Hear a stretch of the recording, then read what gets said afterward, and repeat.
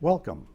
I'm Carl Frederick, and I will be interviewing individuals for Kenosha Voices, an oral history project of the Kenosha County Historical Society in conjunction with Kenosha Community Media. I have worked in newspapers for more than 40 years as an editor and a reporter. 38 and a half of those years were at the Kenosha News. I am also a member of the Kenosha County Historical Society Board. We hope you enjoy these programs. I'm speaking with Russ Ruegger, Vice President of the Kenosha Charter Boat Association. Thank you for joining me today. Thanks for having me. Appreciate it. So tell me about your experience with fishing on Lake Michigan. When did you start fishing on the lake? I started as actually a young kid. I grew up on the north side of Chicago, and used to do a lot of perch fishing and smelt fishing off of Montrose Harbor, which is a harbor kind of on the north side of downtown of Chicago. As a young child, my mom used to drive me there, and I'd do the fishing while she sat in the car and read a book. Okay. And when was that? Well, I would probably be somewhere around 1973 to 78. Okay. And when did you become a charter boat captain? 2001 was my first year as being a charter boat captain. And you are the vice president of the Kenosha Charter Association. That's correct, Okay. yes. Are there other charter associations on the lake? Yeah, there are a few, but as far as working associations, which we are, I think we're probably one of the few, if maybe only the only one, that actually is active with doing sports shows and active in the community. We do stuff for the Boys and Girls Club. So as far as charter boat associations, we're probably the largest and maybe the only active one. And how many members do you have in the association? Currently we have 13 members. We've had as high as, I would say 19 or 20 at one point when I first joined. And that number fluctuates from year to year. Some people drop out of doing it, and then we get new guys and younger guys, much younger than me, to come in and start taking the reins. Are there other charter captains other than those in the association? Yes, there's another probably, maybe 10 to 12 charter boats in Kenosha Harbor, and several of those have been in the association as well prior. So how did charter fishing get its start on Lake Michigan? Well, to answer, that's a kind of a long question. So to answer that, we kind of need to go back and kind of talk about how salmon came into the lake. So lake trout are a part of the fish that we catch out there, and they're really the only indigenous fish that we catch that was originally in the lake. And right around the early 1800s, they opened up the Erie Canal. And what that did was it made it easier for the commercial boats that were catching lake trout to get it to the East Coast, which is where most of their customers were. Unfortunate consequences about now connecting the Great Lakes to the Atlantic Ocean. We also brought in some invasive species that, the unintended byproduct of good thinking, which brought in the early 1900s, they started seeing a lot of lamprey eels, and then a little after that, maybe in the 30s, they started seeing a pretty good invasion of alewives, which are a silvery herring.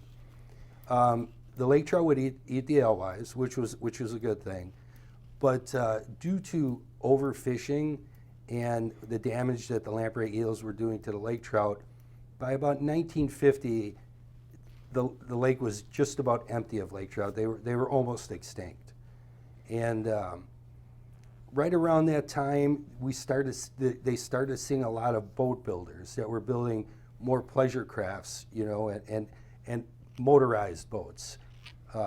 So, they wanted to see, how they could, get this fishery back, and also with the explosion of alewives, which, I would say when I was a young boy in the 70s, the beaches would be just littered with these alewives. They would, while they could breed on Lake Michigan, they never got acclimated to the temperature swings.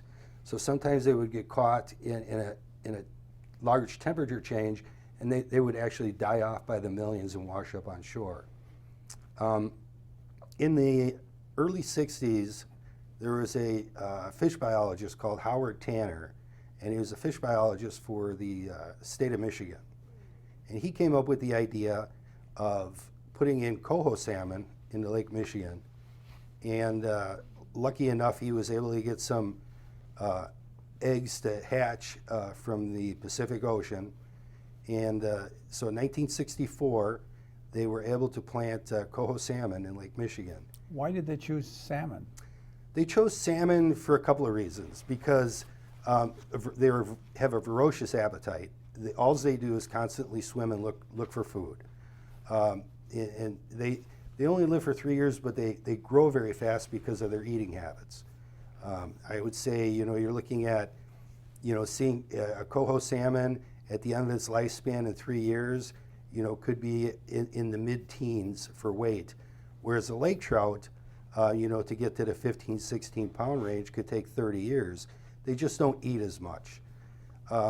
So they found after a couple of years that these coho salmon were getting into the mid-teens, and in 1966 they were able to then get some eggs as well and hatch them and plant king salmon, Chinook salmon, which even they live a year longer, and they're even a more ferocious fish going after bait fish. And they did it for twofold. One was to cut down on the alewife population to try to manage that and keep it under control, and then also for a game fish for people to go out and catch.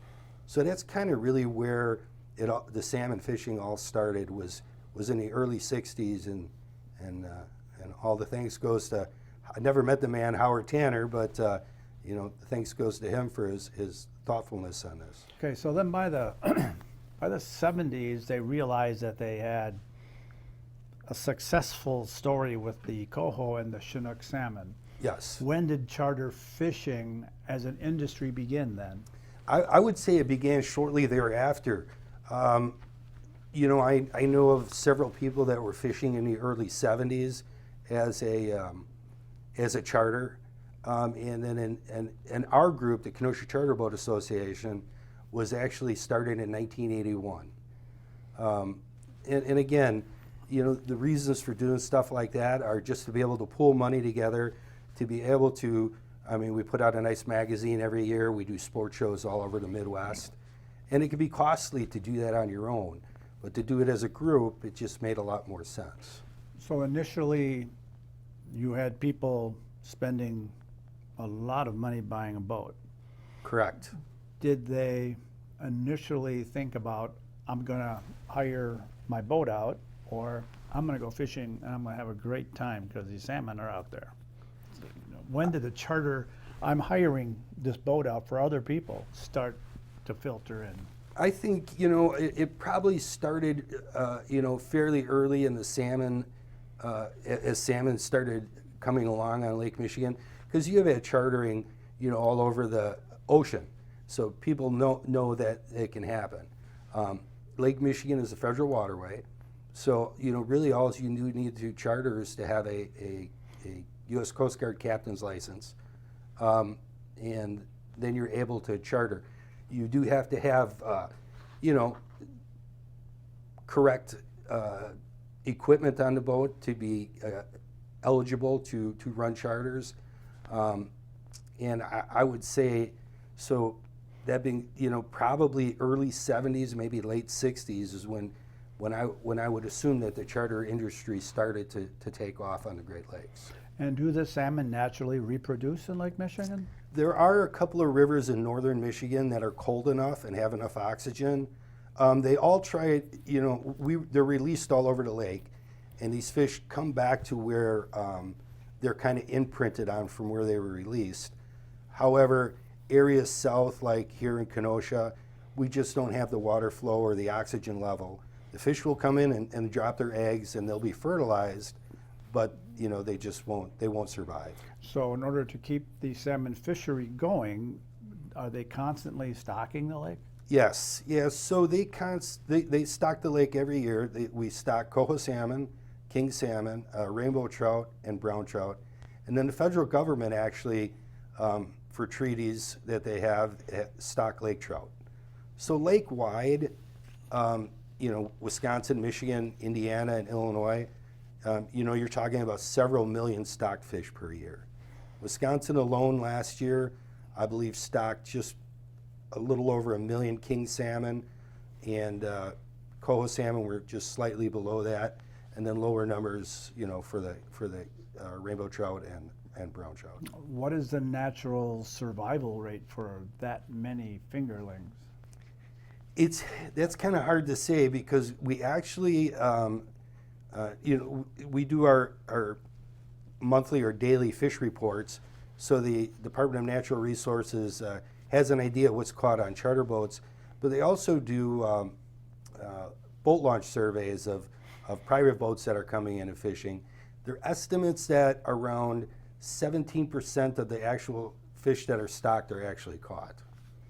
So the rest of the fish either will die naturally, or What are their predators? Each other? When they're small, sure. Yeah, when they're small, sure. But as they get older, their only predator they have is time. 3 years for Chinook or for coho salmon, and 4 years for the Chinooks. It's just their lifespan. They come into spawn, and that's it. Now the rainbow trout and the brown trout, they could live a little bit longer, some 7, 8, 9 years, and sometimes they can. It takes a lot out of them, but some of them can actually make it through a spawn and get back out onto the lake. The stress of that does kill a lot of them, though. So sometimes you'll see in the fall or at their spawning times, some fish floating around, and it's usually from the stress of spawning, or their lifespan is over. What is the charter season? Well, how long does the season last? Yeah, so the city of Kenosha has a harbor, they call it Simmons Island Marina, and then there's another marina here south of us called Southport, just on the kind of midtown of Kenosha, actually. We go by their insurance and actually weather as well. So they'll open up about April 15th, and then they close by October 31st. Couple of things, you certainly don't want to be in the water when ice is forming, because ice 100% of the time is going to beat fiberglass. So. Okay, and the charter fishing season in Kenosha, is that the same along the lake where other harbors are, or is there a difference in the season?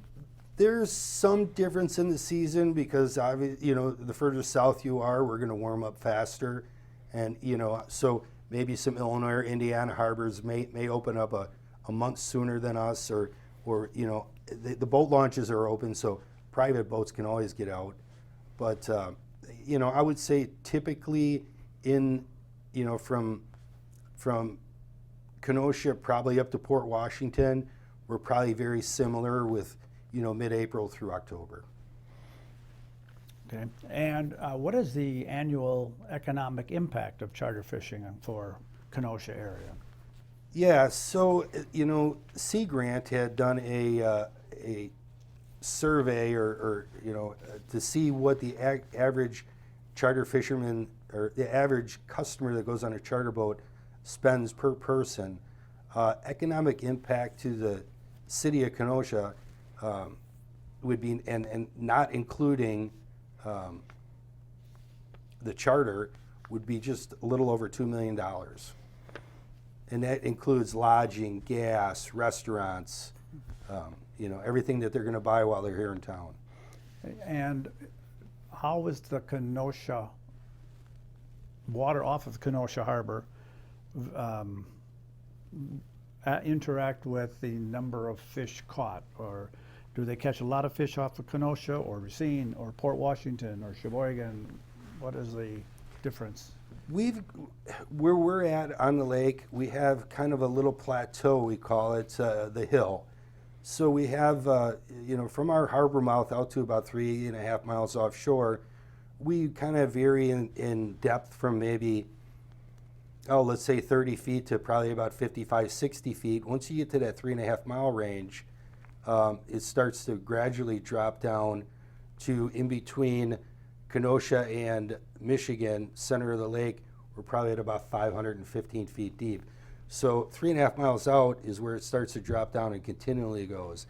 Now that, we call it the hill, that structure is almost kind of like horseshoe shaped from the state line up to the reef in Racine. And it does seem to hold a lot of bait fish in that area, and because of the way the structure is formed. And that's what keeps game fish in there, because that's what they spend their life looking for, is food. And that helps to keep the food in our area. So then how does the catch rate compare? Kenosha, we do a fish report every day now. It's electronically. It used to be monthly. And our catch rate per charter, according to the DNR, is higher than anywhere else on the west side of Lake Michigan. How much different is it on the east side? Hard to tell. I can't really speak for their numbers. I have fished over there, and I don't really see any different benefit or fish catch numbers than what we see here in Kenosha. So who are the charter captains? What kind of group would you say? Here is a charter boat captain. He or she is what type of person? I would say the type of person that would be a charter captain is somebody who loves to fish.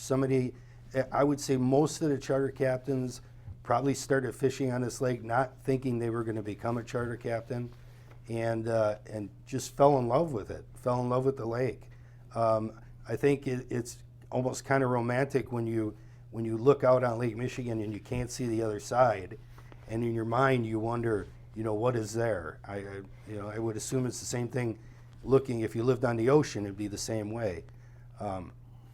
And I think that's the lure of wanting to boat and fish on Lake Michigan. And there are some like I said, when I grew up, I started fishing as a young man for perch and smelt off Montrose Harbor in Chicago. There are also some younger guys too that will first mate for these captains, and as they have gotten older, have gotten their captain's license, and that's kind of how they got their start. But it was for just the love of fishing. I think you've got to. I think as a charter captain, I think you've got to love when somebody is on your boat and they catch the largest fish they've ever caught. I think for me, that is very exciting. Okay, are they full-time jobs for people? Yes, yeah. I would say, probably 50% of the captains will be able to fish, any time of the week.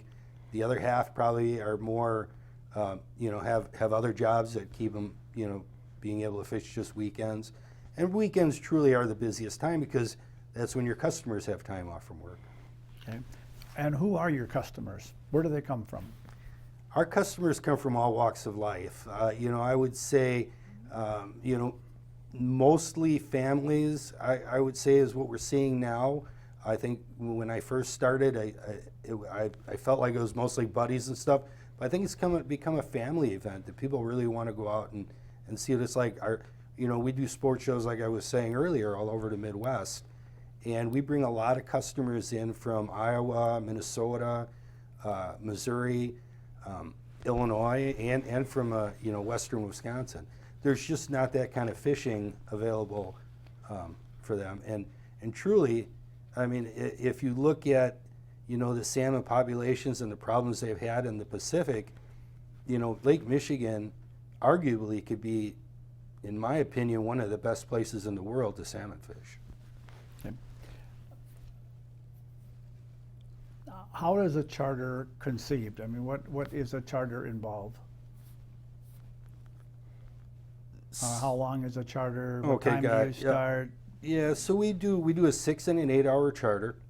Our customers only need to bring with them what they're going to want to eat and drink. We supply everything else. We have all the equipment. so they don't need to really bring anything with them. They need to have a Wisconsin fishing license with a salmon stamp if they're fishing in Wisconsin. And we get all the rods set up. When there's fish on, we just point over to the rod and have to tell the customer, fish on, go grab it. And then when we get back in, we clean the fish, bag them. So really they're ready to go home and eat. Okay. What is the responsibilities of a captain? Well, the number one responsibility is that you know, it's kind of like being the pilot on an airplane. You want to make sure that everything is safe, that your customers are safe, that you're going to get everybody back and your boat is safe, and you've got all the proper equipment on board, radios and all the safety equipment that the DN or the Coast Guard requests that we have on board. You got to have a U.S. Coast Guard captain's license. You're randomly drug tested. So you have 6 people's lives. We're allowed to take up to 6 people on a charter, and that's not including the captain and first mate. So you have 6 customers' lives in your hand that they want to get back safe, and you want to get them back safe. Okay. So you mentioned that a lot of boat captains have a first mate. What are the differences in the jobs, other than keeping everyone safe for the captain, between a first mate and a captain? How do they divide the labor? Sure. So a first mate is typically there to help you get rods in the water, get everything set up, net fish. I mean, there's times where we have 4 or 5 fish on at a time, and we got 4 or 5 fish coming to the back of the boat. So it could be like a fire drill. You've got to tell somebody, all right, go under him, you need to come over him, because those fish, they're not going to come just back in a straight line. They're going to be all over the place. So to have an extra set of hands on the boat that knows how this works and not have to rely on a customer who's never done it before to help you get this done, it just it's a great help. Okay, and you mentioned fishing out 3.5 miles, going to the hill. Right. So how far into the lake do you fish, and how far north and south do you go? Right. So typically, we're fishing, anywhere, sometimes as close as, 100 feet off of shore. But we could be as far as 15 miles offshore as well. And then typically from south to the state line, which is about 9 miles south, to maybe 9 miles north, Racine area. Several reasons, because the charter only lasts for 6 hours, so there's only so far you could go and still get fishing in. And then we talk to everybody. In Kenosha, it's a very friendly community. We've talked to people. Will call me if I was out in the morning, and where were you? How was it? So we get an idea of where our bait fish are at, where our game fish are at, and we're going to go where those fish are at. Right. So sometimes, like I said, it could be early in the spring. We're catching cohos right off the beach, and then could be August, and we're 10 miles offshore and 280 feet of water. Okay. What's the charter? You say it's a 6-hour charter generally, or an 8-hour charter? Correct. Now, that's from starting at the dock? Correct. And getting back to the dock. Getting back Right. to the dock. So if we're running an hour and we're on a 6-hour trip, we've only got 4 hours of fishing. Later in the year, it's better a lot of times, because we have more of a tendency to be a little further offshore. Then maybe an 8-hour makes more sense, where you get a little more fishing time. Okay. With the number of captains you mentioned out of Kenosha, number of captains I'm sure coming out of Racine, how do you stay out of each other's way? Sometimes you wonder, because sometimes there's quite a few boats, especially when we're fishing right on that hill, right on that structure. But we've got ship-to-shore radios. Typically, we've seen the boats before. We may know who they are, or we'll have their cell phone number. But at the end of the day, there are rules of the road, but the number one rule is do whatever you can to avoid a collision. So, if you're getting close enough to where you have to maneuver your boat, then you make that maneuver to make sure you don't have any issues. So is there a lot of communication out on the lake between the boats? Yes. Yeah, there's, I'm constantly, when I'm out fishing, I'm constantly communicating with other captains, mostly to see what's happening on fish reports. But, if I see somebody and we're maybe, a quarter mile away from each other, I'll just give them a heads up. Hey, we're gonna turn out here. Turn in a little bit, and we'll never have an issue. Okay. Have you ever had an issue with customers? I'm going into my 24th season now. I've only had, out of all that time, I've only had 2 groups where I've asked them not to call me back. But it was mostly due to the consumption of alcohol before they got on the boat. So. Okay. Is there a favorite spot? Or you mentioned the hill, and it's not just that area. You're looking for more than just that structure. Right. What is it that you're looking for? Water temperature is a big key, because water temperature is where the bait fish like to be, and when the bait fish are there, that's where the game fish will be. So earlier in the year, we're probably looking for some water temperatures in the low 50s. As we get further into the year, we'd like to see some water temperatures maybe in the mid 50s. But, sometimes it's hard. You've got surface temp that's maybe 70 degrees, and you got to get out to 250 feet of water and get your baits down 100 feet to find that temperature. But you're going to see on your graph, you'll see schools of bait fish, and you'll also see game fish on the graph as well. Okay. What does it take to outfit a charter boat? First of all, you've got to spend a lot of money on a boat. If you want to make $1 million in the charter boat industry, you better start off with 2. Okay, so what does it cost for an ample boat to? Yeah, so depending on make and year, but just to put an average out there, say you're spending $50,000 on a boat. I have 34 rods and reels at an average cost per rod and reel of maybe $325. So the cost is tremendous, but once you have those, then it's just upkeep on them, and occasionally trading one out for a new one. But we are constantly buying baits. Baits get lost, baits get broke off, or just get broken. And, so you're always buying lures, flashers, flies. That stuff is kind of like golf balls, I guess. If you never lost one, you'd never need to buy another pack, but boy, they keep selling them. Okay, so your boat is 50,000 plus, and you have 34 rods and reels. How much is all of those other, the rods and the reels and the baits and the rod holders, what does all that kind of average out in order to have your boat ready to go? Sure. So you're gonna need some downriggers on your boat, and those are gonna probably range you somewhere in the $700 a piece range, and then rod holders.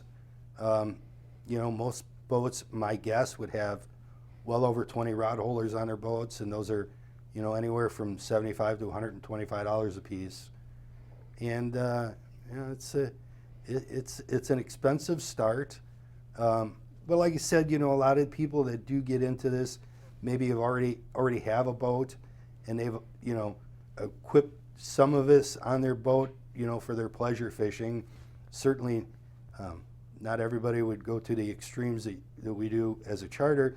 But once you get into being a charter captain, you have to have the right equipment for the time of year. The different baits and lines and all the different stuff that we use.